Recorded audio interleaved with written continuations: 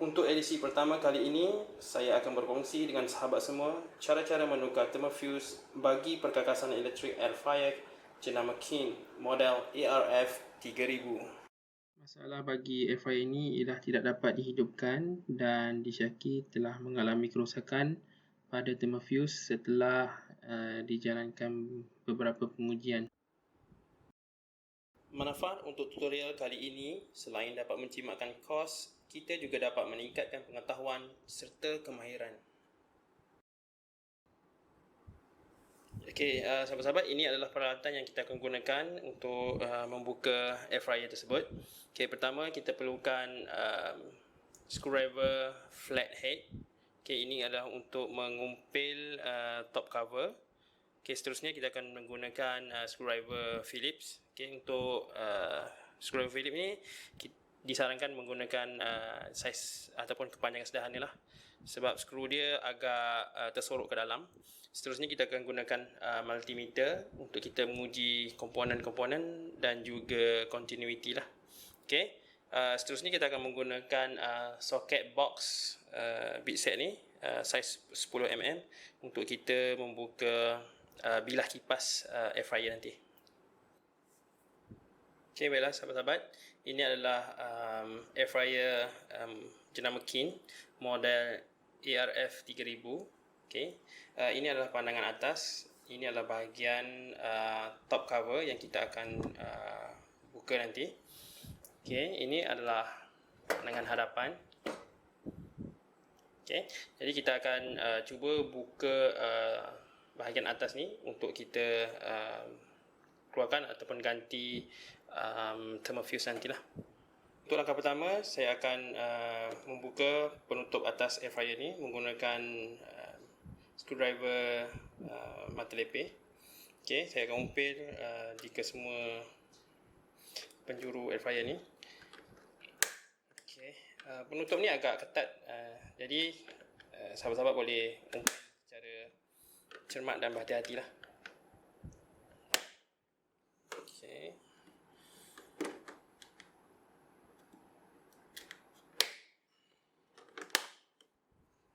Okey, berjaya.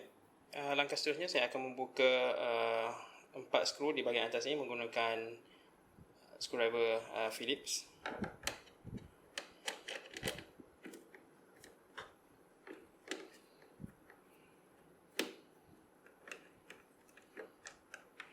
Okey, jika sahabat-sahabat menggunakan screwdriver yang mempunyai magnet, sangat bergunalah untuk menarik keluar skru ni.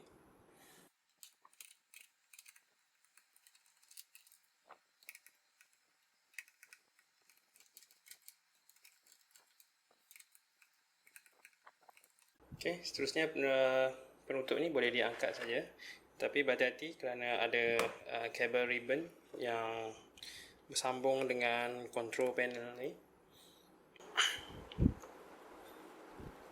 Okey, kita cabut dulu.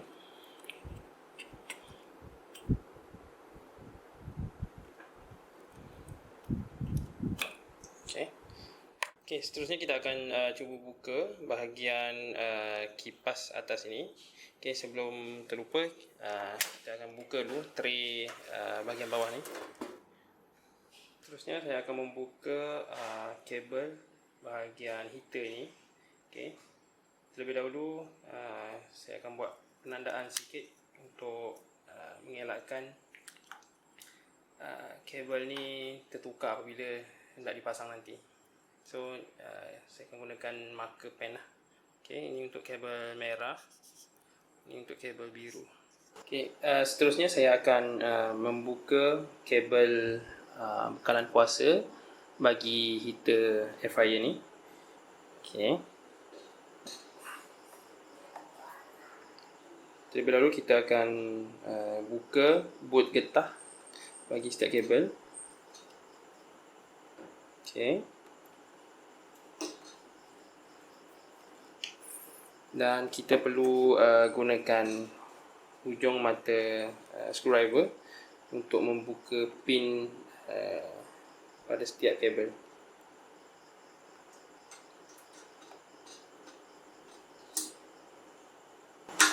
Okey.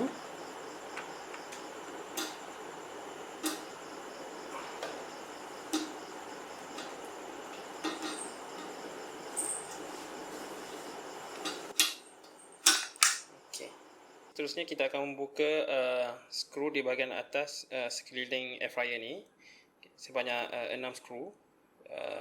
Pastikan sahabat-sahabat menyimpan skru di tempat yang bersesuaian lah, kerana terdapat skru yang bersaiz kecil dan bersaiz besar. Seterusnya kita akan membuka 2 lagi skru di bahagian bawah sini. Okay. Saya akan membuka heater bagi air fryer ni. Jadi saya perlu tanggalkan 3 skru pada bahagian dalam air fryer.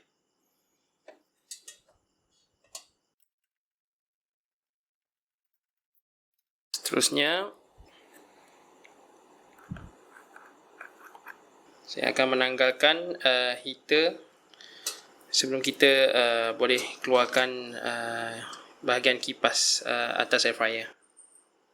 Kita perlu membuka skru bagi sensor heater ni. Kalau tak nanti dia sangkut.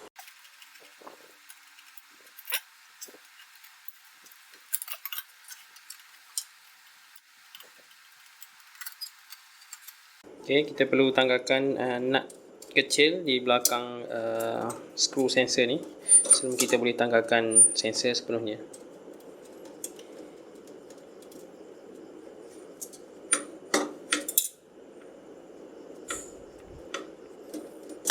Okay.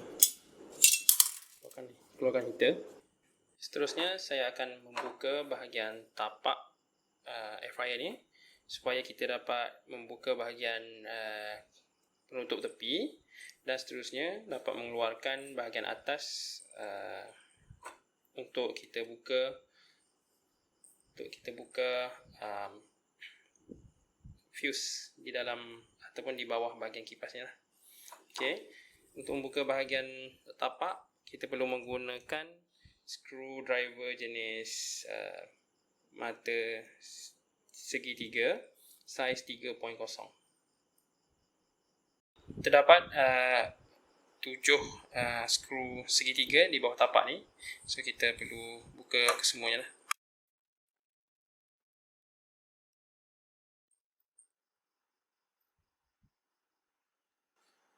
Okay, setelah bahagian tapak telah dibuka, jadi kita akan buka penutup tepi kat sini.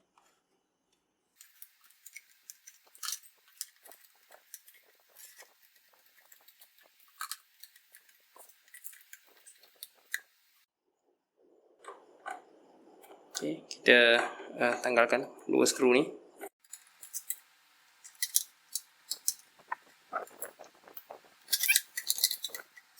Seterusnya kita perlu terbalikkan air fryer ni untuk kita tanggalkan 3 lagi skru di bahagian tepi. Okay, semasa kita terbalikkan air fryer ni, kita perlu berhati-hati supaya kabel pada bahagian board ni tidak tertindih ataupun mengakibatkan kabel tu patah.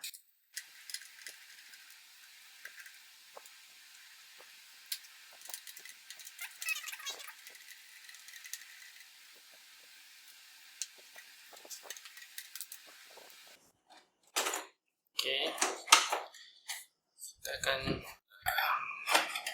menanggalkan bahagian badan dengan bahagian atas air fryer ni. Okay, sekarang kita boleh tengok kipas dia lah. Jadi thermofuse tu berada di bahagian di antara kipas dengan board di atas. Okay, jadi kita bersihkan dulu sisa-sisa minyak yang terdapat pada bahagian atas air fryer ni. Okay, seterusnya kita boleh letakkan tapak air fryer ni untuk jadikan alas untuk kita buka bahagian atas pada bahagian kipas ni. Okay.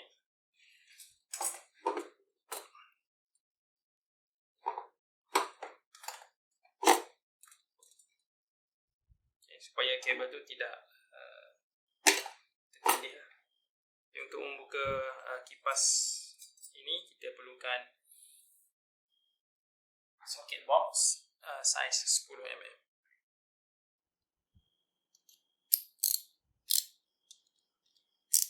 Okay.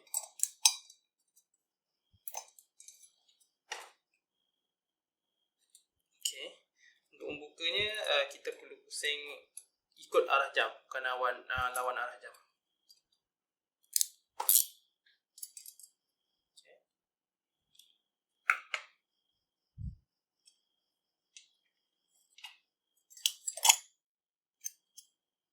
Masih terdapat satu lagi skru yang kita perlu buka, yang terdapat di bawah switch ni, sebelum kita dapat tanggalkan cover thermal fuse ni lah. Okay, jadi kita perlu buka dulu switch dan tanggalkan skru di bawah. Okay, terdapat 2 skru lah di bawah switch ni.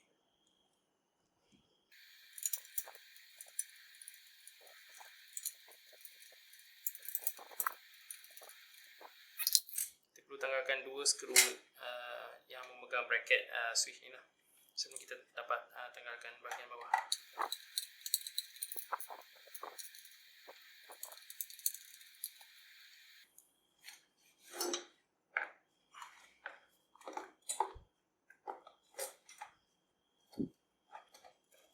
Okay, sekarang kita berjaya keluarkan lah. Ini adalah bahagian thermal fuse yang kita perlu cek dan juga tukar jika memang thermal fuse ini yang rosak. Sekarang saya akan buka bracket thermal fuse ni.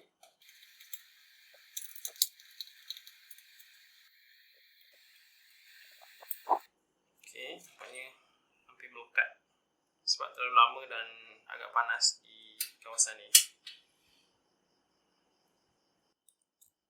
Okay, untuk mengelakkan bracket ni tercicir, saya akan pasang sedikit je skru, okay, supaya bracket ni tidak tercicir ataupun hilang lah. Seterusnya saya akan memotong kabel tie ni untuk membuka jaket ataupun fiber ni, supaya kita boleh dapat melihat dan juga menguji lah thermal fuse ni. Untuk melihat thermal fuse ni, kita perlu luruskan kabel dan tolak jaket ni ke atas ataupun ke bawah. Okay, beginilah keadaan thermal fuse yang dipasang. Jadi kita akan uji sama ada thermal fuse ni masih elok ataupun sudah rosak bagi kedua-dua kabel. Okay, baiklah, untuk membuat pengujian pada thermal fuse ni, kita perlu sambungkan bekalan kuasa ataupun power cord ni ke bahagian input pada tapak air fryer ni. Okay, untuk pengujian ni kita perlu berhati-hati supaya tidak terkena renjatan. Jadi pastikan kita tidak menyentuh mana-mana wayar yang tidak berpenebat, dan juga kita kena pastikan bahawasanya setiap kabel yang kita buka sebelum ni tidak tersentuh mana-mana metal supaya tidak short, dan juga bahagian-bahagian yang terbuka tu tidak menyentuh mana-mana logam lah. Okay, so untuk tu kita akan setting multimeter terlebih dahulu. Sekarang saya akan membuat pengujian menggunakan multimeter. Di sini saya akan laksana 2 jenis pengujian, iaitu pengujian continuity test dan juga ujian voltage lah. Okay, sebelum tu kita kena setting multimeter terlebih dahulu sebelum kita buat pengujian. Okay, pertama kita setkan ke bahagian continuity test ni. Okay, dan kita select buzzer. Okay, dan untuk kita test multimeter ni sama ada okey atau tak, kita akan cantumkan kedua-dua hujung elektrod pada multimeter ini terlebih dahulu.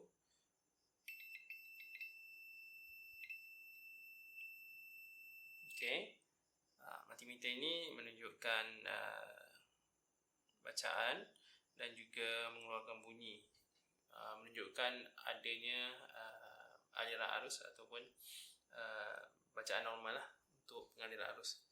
Jadi untuk menguji pada thermofuse ni, kita akan dengar bunyi sama ada sama ataupun tidaklah dengan bunyi ujian direct touch tadi. Okay. Pertama kita akan uji pada kabel merah.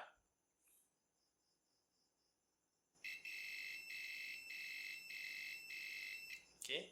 Terdapat bunyi, cuma mungkin bunyi ni agak terputus-putus, tidak sama dengan bunyi ujian tanpa kita sentuh kepada thermofuse tadi. Sekarang kita akan cuba test pada kabel biru pula. Okey, so kita boleh dengar bunyi tersebut agak lemah dan juga sangat terputus-putus lah. Okey, untuk memastikan bahawasanya thermofuse ni rosak, kita akan buat pengujian yang seterusnya.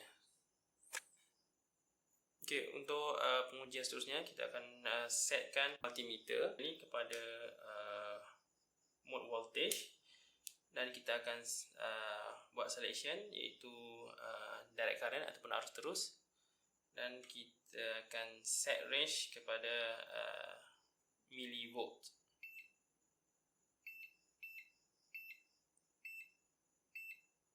Okey, sebelum tu kita akan sentuh dahulu elektrod pada multimeter ni untuk mendapatkan bacaan asas ataupun base reading lah.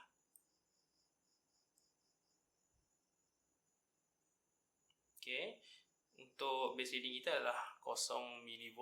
Okey, jadi kita akan check pada kedua thermofuse ni sama ada bacaan tu mendekati kosong ataupun sebaliknya.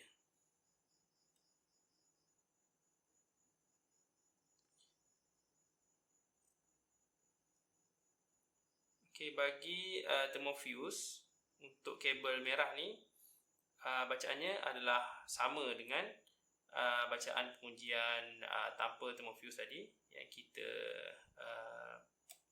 uji. Okey, sekarang kita akan sentuh pula pada thermofuse bagi kabel biru.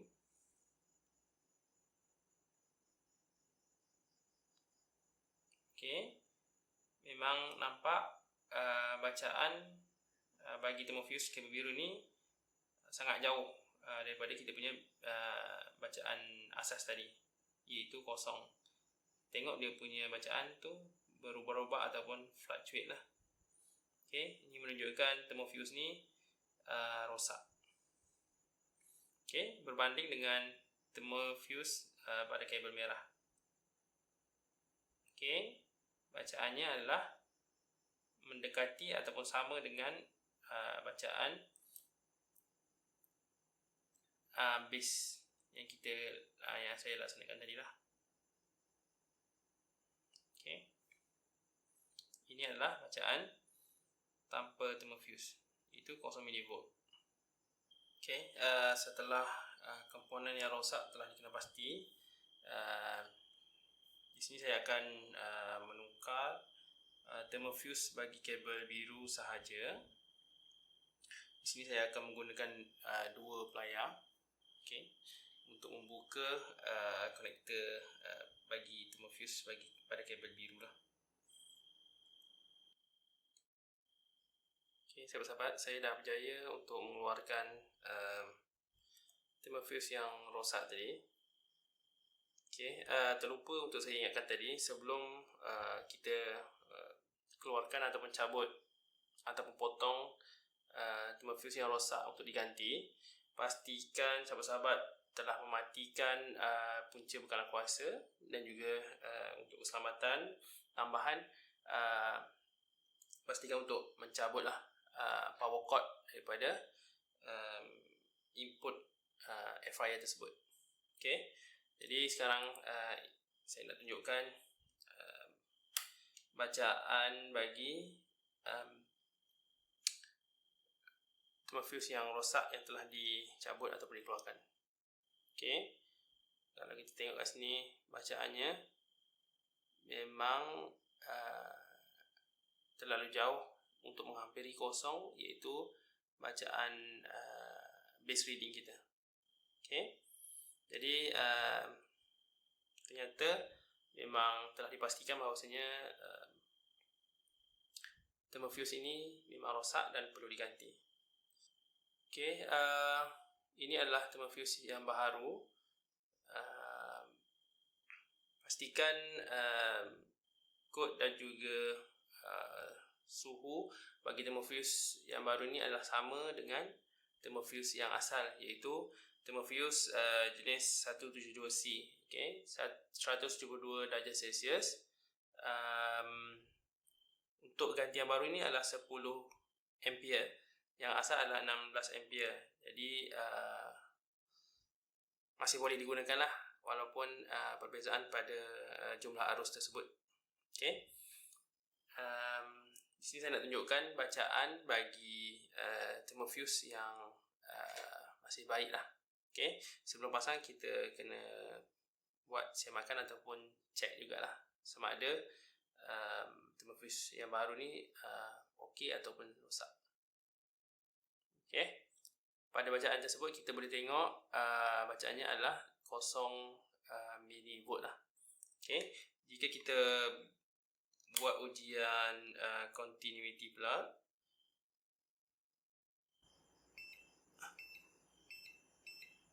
okay, so kita boleh dengar bunyi beep tu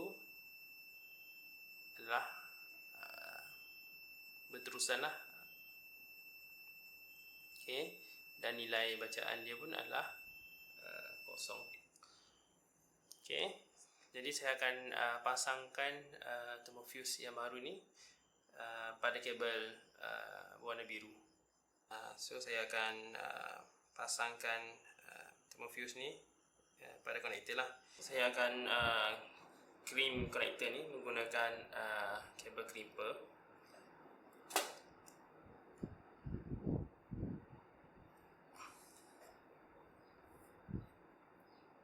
Okay.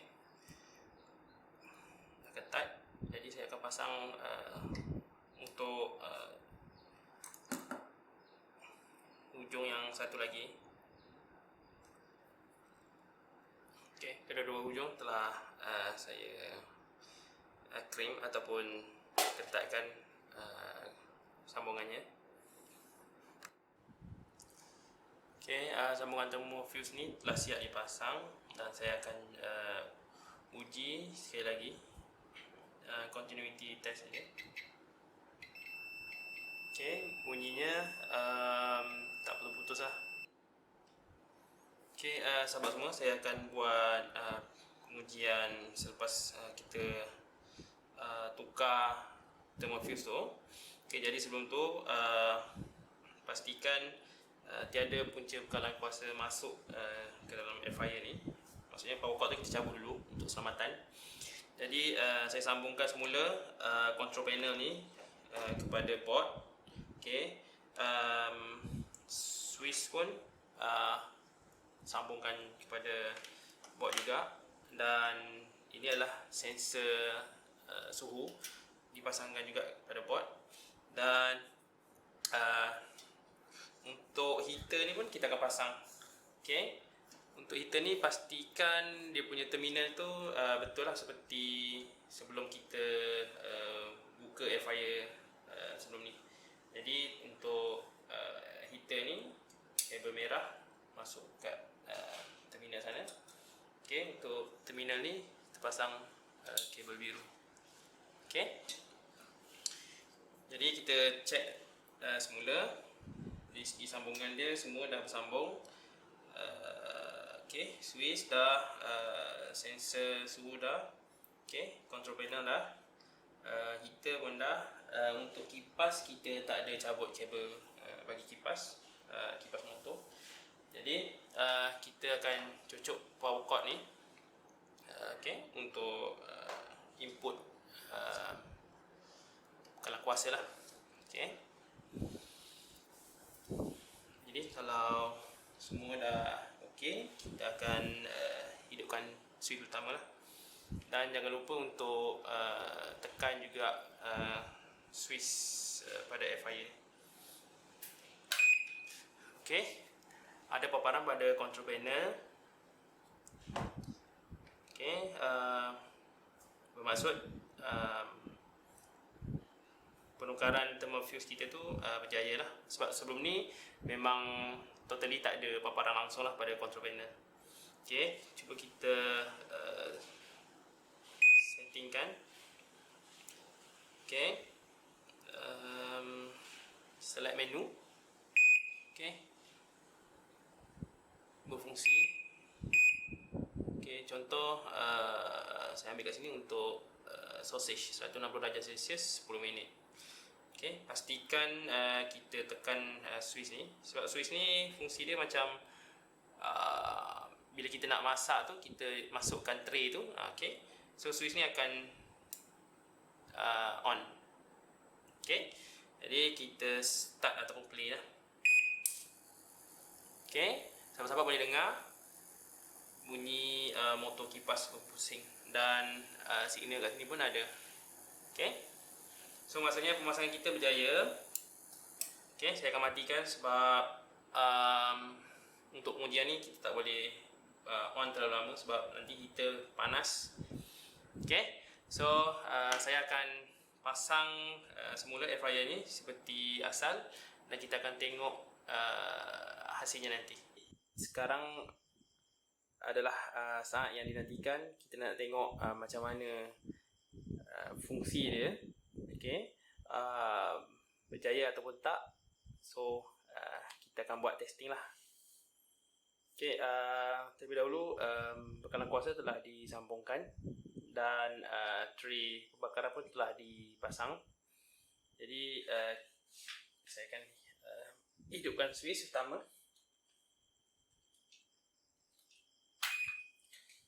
Okey, sahabat-sahabat boleh tengok macam mana paparan pada control panel ataupun control touch panels. Okey, sekarang saya akan buat selection. Okey, berjaya.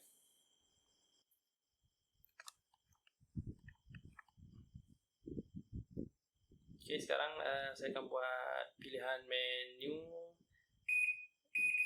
Okey, contohnya saya akan ambil defrost.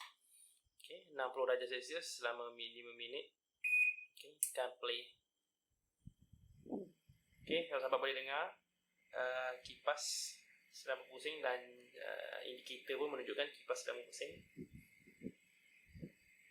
Jadi bila kita tarik tray ni, automatik air fryer ni akan matilah sebab switch kat sini dia dah memutuskanlah litar air fryer ni. Okey, dari segi suhu, okey, saya dapat rasakan suhu panas lah kat dalam tray pembakaran ni.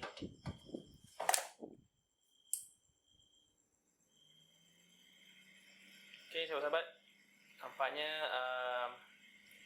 baik pulih pada kali ini adalah berjaya.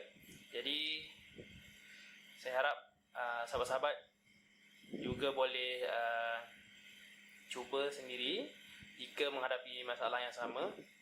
Jadi perut pun dah lapar, so saya nak sediakan ayam panggang. Okey, sahabat sekalian, jangan lupa subscribe, like dan share. Kita akan berjumpa di lain siaran. Okey, Assalamualaikum dan selamat mencuba.